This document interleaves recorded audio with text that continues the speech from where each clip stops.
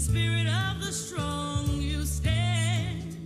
Father Creole, sing your song. The strength within your hands build pyramids like you. They stand. Lead on. The protector of the womb, your light illuminates the moon into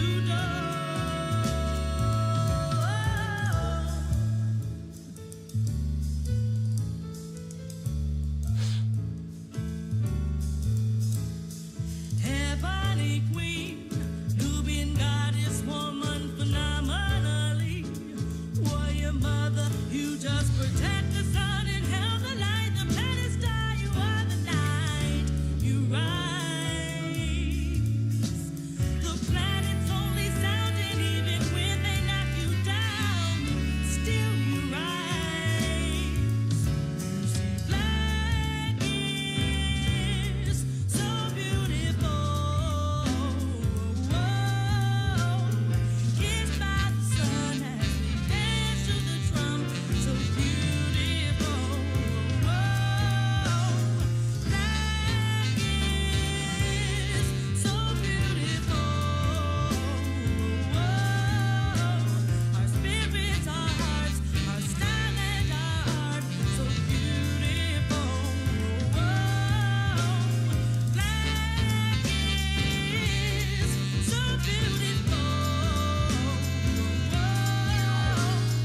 Kissed by the sun as we dance to the drum.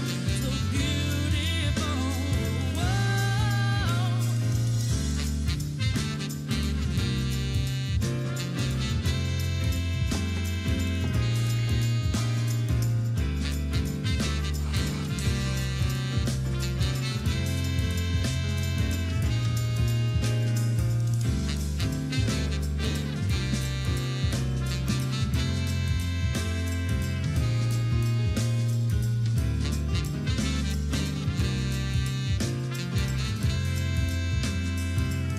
Maybe Mr. Raskin.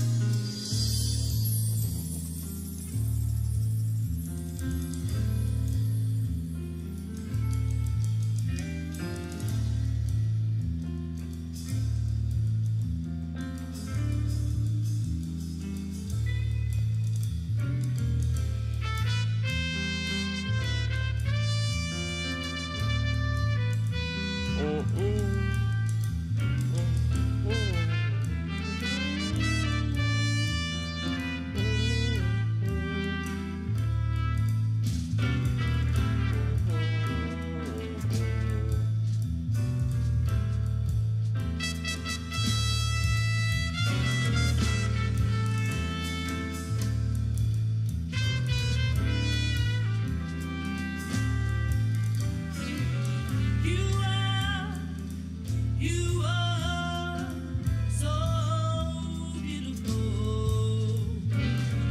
We are so.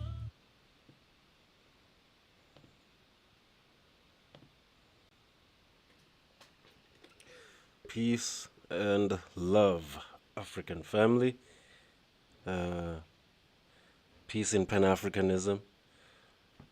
Brothers and sisters, welcome to Mlinzi, Africa, and a blessed Afrika Liberation Day. And I hope you are having a good one. And if you are in South Africa, I sure hope you have joined the different movements that organized in support of Ibrahim Traore. Shout out to the captain. Shout out to the captain. Respect, massive, massive respect. I don't think they make him like that no more. I do hope you're doing well. I'm not feeling so well today. I came back from Joburg with a flu. So I thought perhaps it's a good idea to not show my face, not show my face because, I do think it can be distracting when we do that. So now, today, African family, we got important things to talk about today. Afrika Liberation Day. What does it mean to me? I think reflections, are in order. I was telling someone that I can't get myself to celebrate the formation of the OAU today in 2025. Yes, we commemorate and we remember all those that sacrificed. But among those that sacrificed, among African leaders, there are those who were counter-revolutionaries, reactionaries, who were looking for a way to grab power so that they can continue the colonial project with them as stooges in the new governments, post-independent. So we have that problem and many such problems. And our brother Ibrahim Traore is one of those that's saying enough of that. Enough already. The youth are tired of all this mediocrity that we've been subjected to.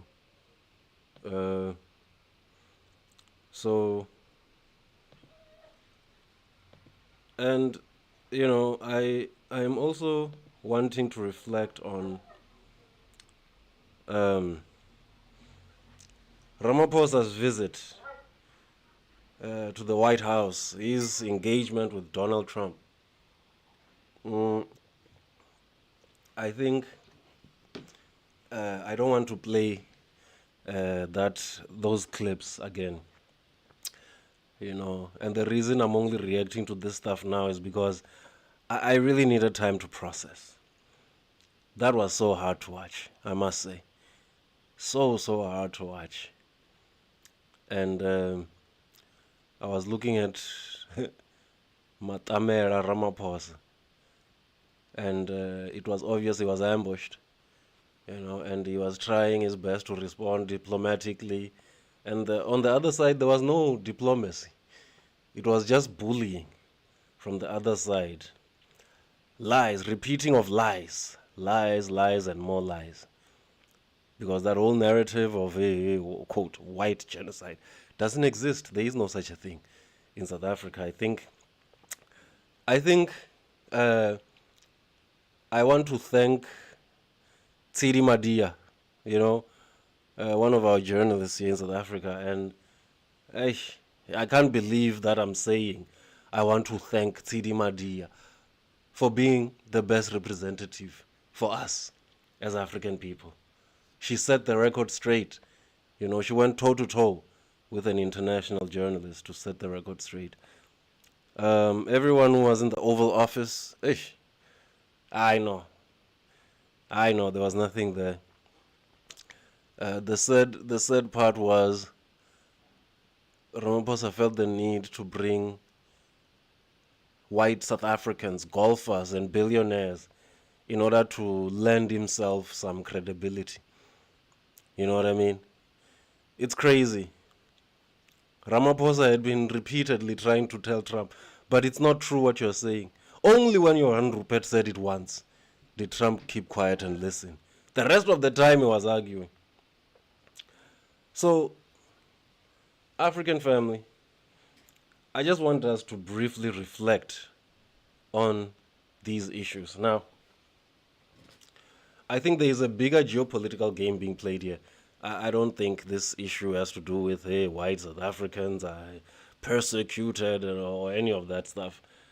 No, Trump knows. Trump knows there is no persecution. There is no such persecution or genocide or whatever. He knows it. He knows that this is just a propaganda campaign to smear South Africa, to apply pressure on South Africa.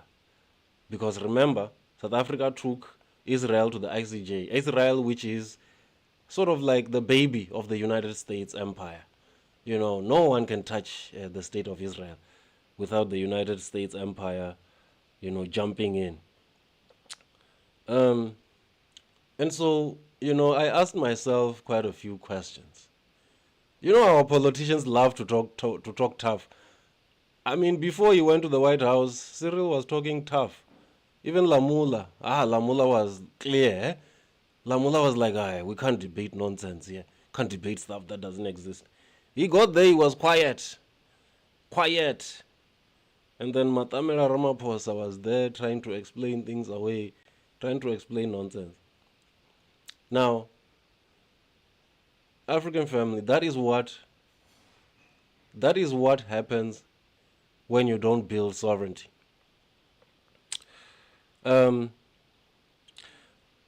a sense, I can kind of understand what the ANC was coming from in terms of the stability of the country in 1994 and this whole rainbow pact, that we all went in, hoping that, we will find a way. But I know those who have oppressed us are belligerent today, unapologetic, will rob us off, insulting us blatantly, and so you can just see, and all of this happens on the watch of our leaders, it's crazy, it's crazy. So in the past 30 years, I think, had the focus been on building state capacity and, being self-determined, being self-reliant, ensuring that the state has full control of the territory. If you got into that fight early on, you wouldn't be here today. Today you go to the White House, you're trying to explain, we need your help. We understand how important you are to us. You've got like 600 companies in our country employing over 500,000 people. We need to keep those jobs. Mediocrity. Mediocrity, because you invested so much in these foreign corporations that you did not invest in your own people. You never believed in your people. And that's why you never industrialized. But instead you signed deals with white capital in this country, and you went on your knees and hoped and prayed they would do what is best. Close your eyes and hope for the best. Not this generation. Your generation might have had that kind of thinking. Not this generation. This generation is going to ask the tough questions. You see what Ibrahim Traore is doing in Burkina Faso? That's us asking the tough questions as the youth to our leadership. The Organisation of Afrikan Union, 62 years later, tell me, African family, what is the state of our continent? How are we doing, in your estimation? Hey, get my likes up. Get my likes up. Share this content. Subscribe to the channel. Come through. I mean, I see about 70% of you guys watch the content, but you're not subscribed. Subscribe, brothers and sisters. I find this content to be useful. Subscribe. But yeah, to get back to the point, 62 years, Organisation of Afrikan Union, which later became the Afrikan Union. I have not seen them successfully intervene in any conflicts that are going on in Africa. I hear talk about, hey, we must align to BRICS, the BRICS nations. Hey, we must increase trade in the African continent. What is this Africa Free Trade Area? Everybody's talking about that. But then you talk about that, and then you run to the White House to say, hey, Bestela, please don't abandon us, master. We need your help. Do you know how many times I heard Cyril say, we need your help. We need your help, President. We need your help, sir. We need your help. This is exactly what happens when you have no sovereignty as a people. This is exactly what happens. I don't feel sorry for any of these politicians. Being grilled like that and humiliated. They deserve it. Serves them right. See, as far as I'm concerned, I understand why these guys sell us out. It's because they're trying to protect themselves, their own personal lives, those people around them, and I mean the promise of a good life with wealth and resources and everything. And then, they just have to sell us out and pretend that Africa's resources are not continuously being extracted by the same forces that, came here through colonialism. So their job is to manage us. That's their job. But they're not going to manage this generation. I am of the view that I understand the fear of death, pain, suffering, lack, poverty, and all of that. But I think it's short-sighted. It's short-sighted to sell your sovereignty in the short term to protect yourself, and you don't see what in the long run this is going to do. At some point, we're not going to own an inch of this country. At some point. You know what I mean? And so, this is what makes me angry about our current crop of leaders in Africa. If you want to be a head of state, you want to lead a country, you want to lead a state in Africa, if your biggest concern is your personal survival, your personal protection, and the protection of your family and extended family, you're in the wrong job. You should leave it.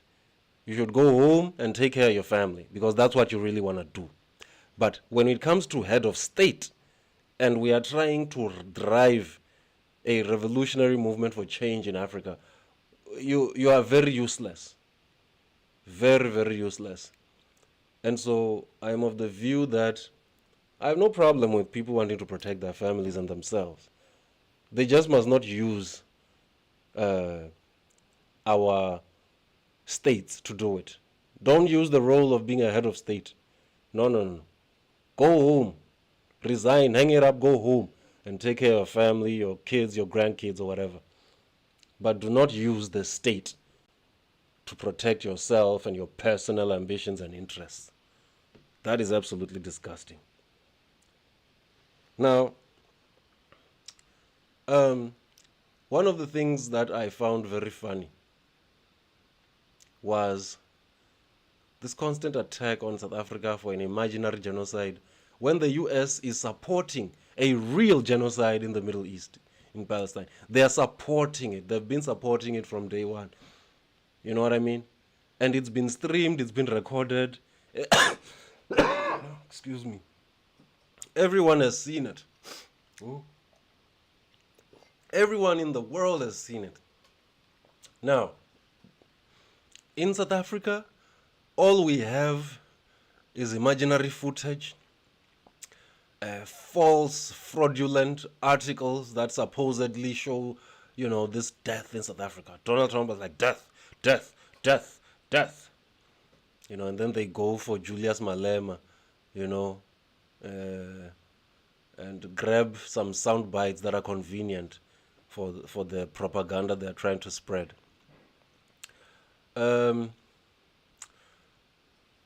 We understand the historical context of, the Kiss the Boer song. You know what I mean? We know the history of that song. Now, I just want to speak to one thing. I sound like I'm all over the place, but I'm circling back. I want us to also look at, Julius Malema. They quoted him as saying, no, we must cut the throat of whiteness. And then Trump was trying to say that means that it is a threat to white people. No. Let's rectify this whole thing right here. You see, when you say whiteness, you are talking about certain ways of thinking, certain worldviews that white supremacists and white nationalists have about themselves as being the master race, the superior race to all races on the planet Earth. That is whiteness, that kind of thinking. you are not necessarily talking about cutting the throat of people of European descent. No, and like I've always said on this channel, I don't necessarily have a problem with people who are just people of European descent, because that's your history, that's where you come from. You know what I mean? The problem is this whiteness thing, this white identity, this idea that as whites, you must be the privileged class in any society in the world. You must be the ones that control. You must run everything, and you can take the lives of anyone at any time that you like, and it is not wrong. It is not a crime. It is not a sin even. Even according to your religion, you say it's not a sin, because you consider everyone else not to be fully human like you. So that is whiteness, that kind of thinking. Should we cut that thing's throat? I agree, absolutely. That notion of white supremacy must be taken out. I'm with Juju over there on that one. So let's not conflate issues. I have no problem with people just because they are of European descent. As long as we can respect each other as human beings, we'll be fine. But you come with that whiteness thing, we're gonna fight. We're gonna fight. Gonna have a fight on our hands. Now, let me say this. Donald Trump making all these accusations about what's happening in South Africa. And as someone who follows what is happening in the politics of America, I just looked at that idiot and I thought, oh, there's so many rebuttals to bring here. When I was on Politically Incorrect with Mashiane, I spoke about January 6, 2021, when white nationalists stormed the U.S. Capitol. They invaded the U.S. Capitol. The MAGA base, Trump's followers. They led an insurrection. And do you know what Trump's response was? He pardoned all of them, each and every one of them. It was about 1,600 people who were pardoned after doing so much violence in the U.S. Capitol. In the U.S. Capitol, in government, the symbol of government, democracy and all of that. They stormed it, they attacked it. And Donald Trump referred to them as national heroes. This is the guy who wants to come to South Africa and tell us, there's such terrible things happening. Bruh, please. Please, bruh. I mean, we can just see what they're doing in the United States to subvert the people's freedoms. To subvert the people's freedoms, they're doing everything in their power. Take away people's rights. But apparently, the human rights issues are here in South Africa. Apparently. It's ridiculous. Absolutely ridiculous. Now, also, I must say, I saw a lot of people were saying, no, Ramaphosa kept his cool, he remained diplomatic, he showed Trump off. Bafethu, we can say what we say. God was la. We got chowed there. Let's be honest. I know you like your favorite football team, what. You all got chowed over there. That was, and let me make a boxing analogy. See, in boxing, they have KO, where, your opponent, throws one, catches you maybe in the face, and you fall to the ground and never get up again. That's not what happened here. And I would agree with you that he somewhat held his own. But I'll tell you what happened. It was a technical knockout. See, technical knockout is when the referee looks at you and you look terrible, you are bleeding, and the referee can tell that this one can't continue. And then he's like, let's stop this thing. This guy here, I know, he can't continue. Technical knockout. So you are still on your feet. You're not on the floor. But hey, you look terrible, man. You look a mess. That is Team South Africa in the rainbow trunks. in the green corner, and in the blue corner, in the red corner, I must say, with blue trunks and stars all over them.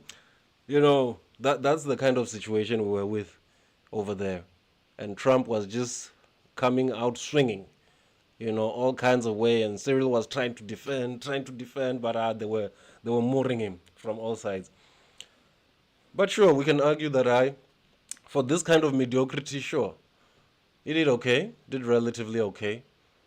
But he finds himself precisely in that position because in this country, we did not do what needed to be done to establish our true independence and sovereignty. Now we have all these forces inside South Africa, the DA, Freedom Front Plus, Johan Rupert and his other billionaire friends, the people who really control what goes on here. I mean, I heard that Elon Musk's Starlink might just be favored, They might just bend some laws so that Elon Musk can bring in Starlink here without really complying to our laws. That is what I'm hearing. So, yeah, that's what this thing was really about. Because Elon has been trying to get Starlink in here since forever. And he doesn't like the idea of complying with our laws. I'm sure for him, in his mind, he just can't believe that he must follow the laws of African people. In his mind, I'm sure he's like, I can't subject myself to such. But yeah, I mean, we see the sellout positions, and while we cannot do much about them at the moment, but hey, we are waking up as African youth. We are coming together.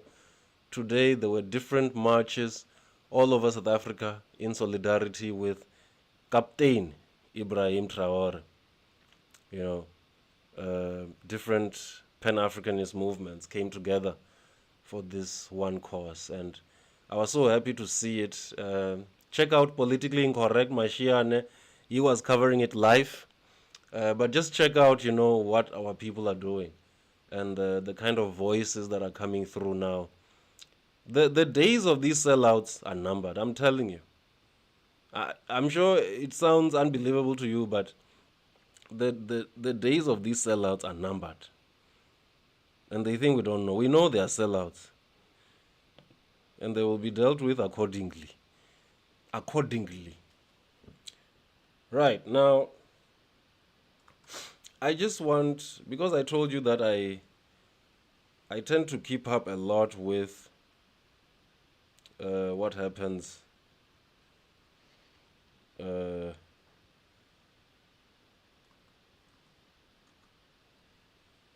on. Okay. Just trying to see if I can control this situation here. Okay. Now, African family, I'm going to play you a clip from some hearings, political hearings that were taking place in the United States of America. Now, it has to do with this January 6th phenomenon, those rioters. And we are going to hear the arguments of one of the senators in the U.S., putting forward arguments, and condemning the MAGA movement, for all this craziness that's taking place. So let's see what's going on. Let's go for it. For his opening statement. Thank you kindly, Chairman Van Drew, and for your opening statement. This week's events show how MAGA has turned American justice completely upside down and inside out.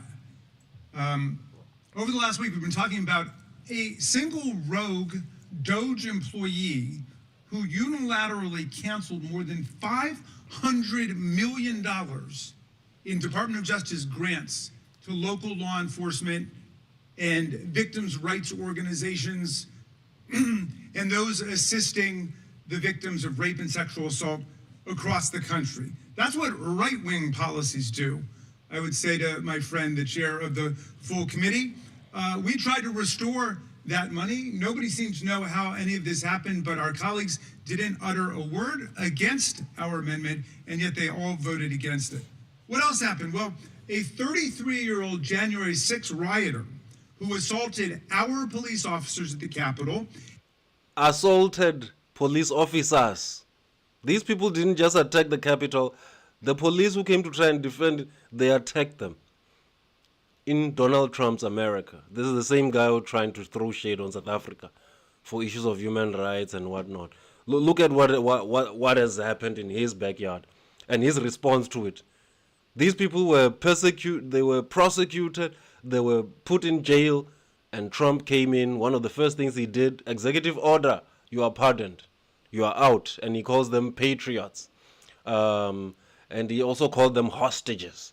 You know, he says they're hostages, they're political prisoners. Wow. Incredible. Incredible. And then he wants to talk about a fake genocide in South Africa. And he smashed the glass pane through which Ashley Babbitt climbed before she was fatally shot by a Capitol officer, was arrested again yesterday. This time they got him for burglarizing neighbors' homes. This was a guy who was pardoned by President Trump, now robbing houses in Virginia. This Zachary Alam was serving an 8-year sentence after a jury convicted him of 7 criminal felonies and 3 misdemeanors when President Trump granted him clemency as part of the mass pardon of 1,600 insurrectionists and rioters for the thousands of crimes committed on the... So now what I want to do is show you a clip of what was happening here, because you know when you explain this thing, oh, J6, January 6th, it sounds very abstract. Let's show you exactly what happened. So the man here is going to play the clip. Oversight functions are criminals and insurrectionists, and veteran criminal prosecutors of January 6 felons are fired. So Donald Trump can continue to pander to his private militia of pardoned rioters and insurrectionists and a reserve army of extremists who've proven themselves willing to stand back and stand by. Let me show you what a real assault on police officers looks like. If you roll the tape.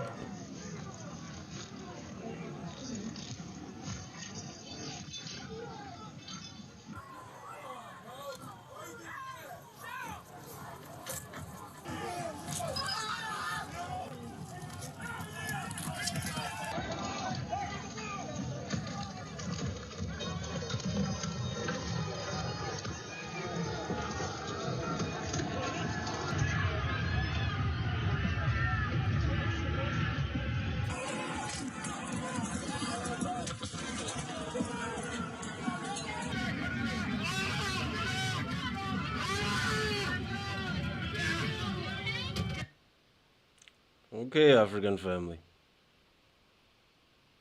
That is who Donald Trump pardoned after they went and did all of that at the US Capitol.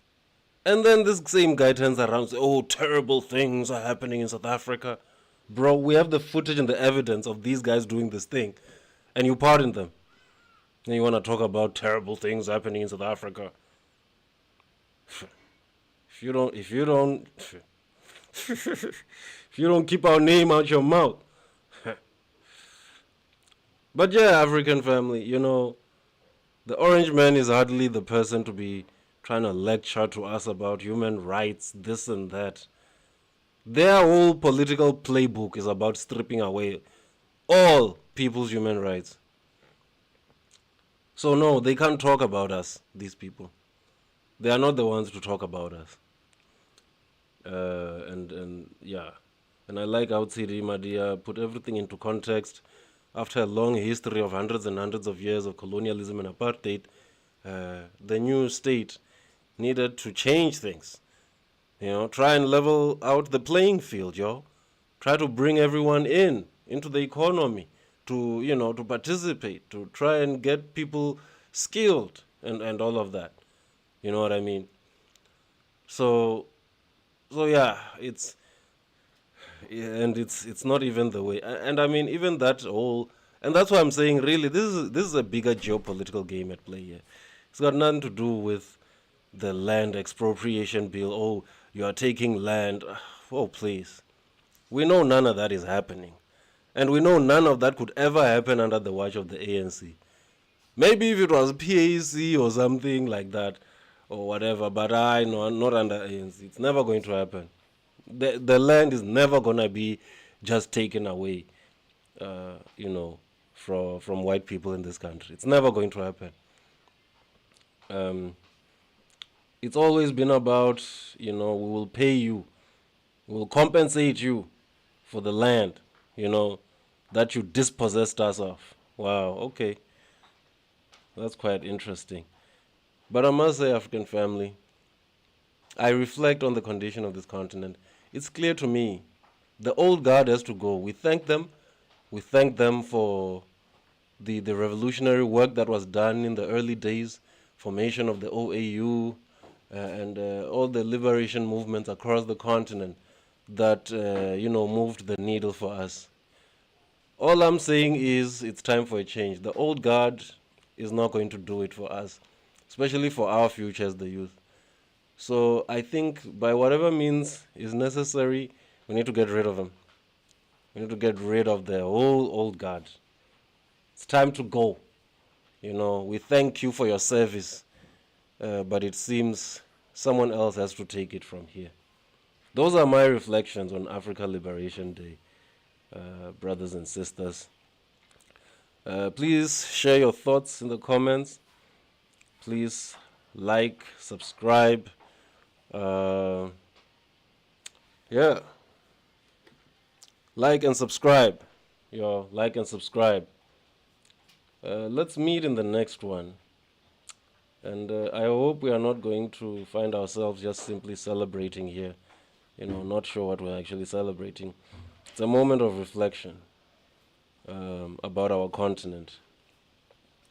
I mean, I just thought I should bring into context this whole thing, of the visit to the US by Ramaphosa. And then selling out Juju there and, putting him as a scapegoat. Oh no, we're not like him. We good boys, master. That's the effect of lack of sovereignty.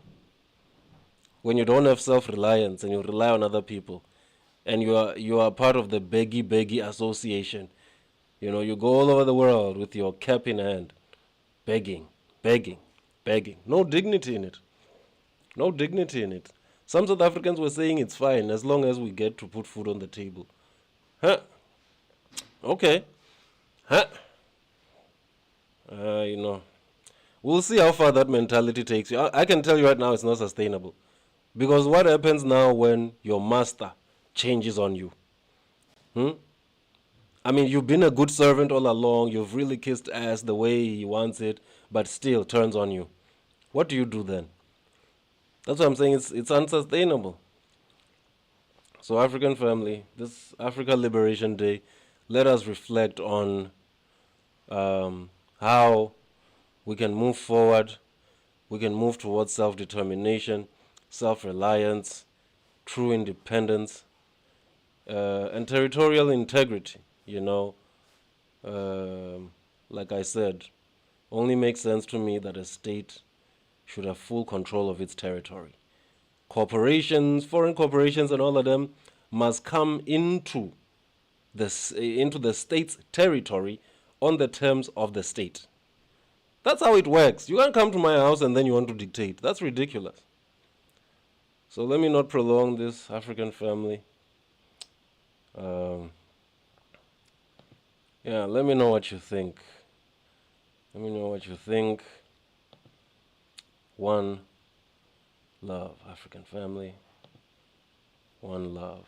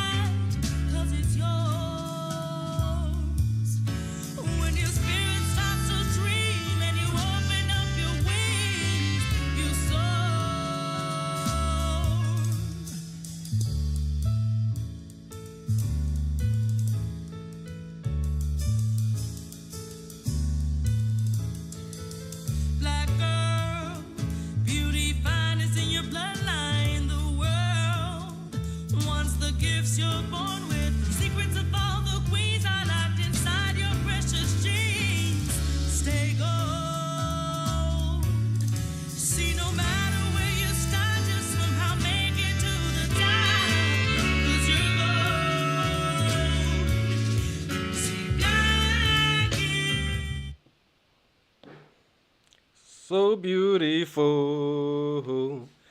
Hey, African family, the one thing I forgot to mention is that, you know what? When you are looking at what Cyril Matamela Ramaphosa went through there, you know, it's easy to talk from the outside looking in when you're not the one in the hot seat, you know. So I appreciate the fact that, yeah, as commentators, we look from the outside, but hey, we don't really know how hot it is over there for these guys. But of course, this is not to make excuses. It's just to say all things are taken into account and considered when we critique our leadership. Anyway, African family, let me love you and leave you with Fertile Ground, Black is. Within your hands build pyramids like